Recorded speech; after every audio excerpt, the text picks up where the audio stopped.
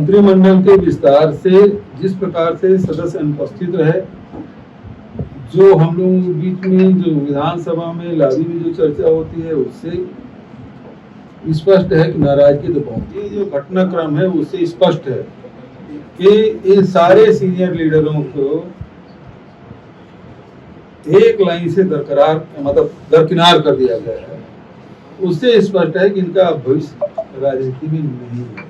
मोहन अग्रवाल को यहाँ से मंत्रिमंडल से निकाल के लोकसभा भेज के उसको एक प्रकार से राजनीतिक बनवास दे मार्गदर्शक मंडल में डाला हुआ मान लिया जाए, लेकिन इस मामले में 11 सितंबर और 17 सितंबर का सब इंतजार कर रहे हैं, क्योंकि तब वो 75 साल 2 व्यक्तियों को हो जाएगा, मोहन भागवत जी का और दूसरा नरेंद्र मोदी का, दोनों के 75 साल होंगे, क्योंकि उसी बनाए हुए नियम है।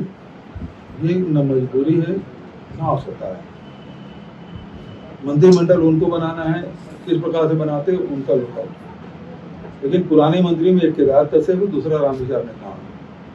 विष्णुदेव शायद कभी राज्य में मंत्री थे नहीं, केंद्र में राज्य मंत्री रहा है, लेकिन राज्य में भी कभी रहा नहीं।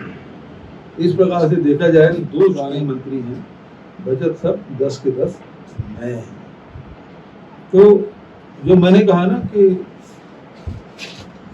वोट चोरी करके जब सरकार बनती है ना, तो किसी की परवाह नहीं करते। जैसे स्मृति ईरानी की तकलीफ क्या है?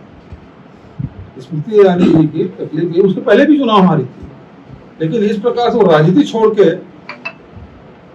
कलाकारी करना नहीं शुरू की। इस समय ये हुआ कि जब सब कुछ जुगाड़ करके जिता दिया गया तो मुझे क्यों नहीं जिताया गया, उसकी पीड़ा ये है।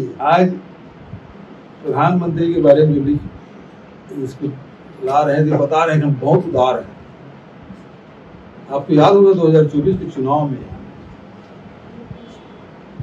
प्रधानमंत्री ने भाषण दिया, उसकी शिकायत की और नोटिस उसको थमाया गया जेपी नड्डा।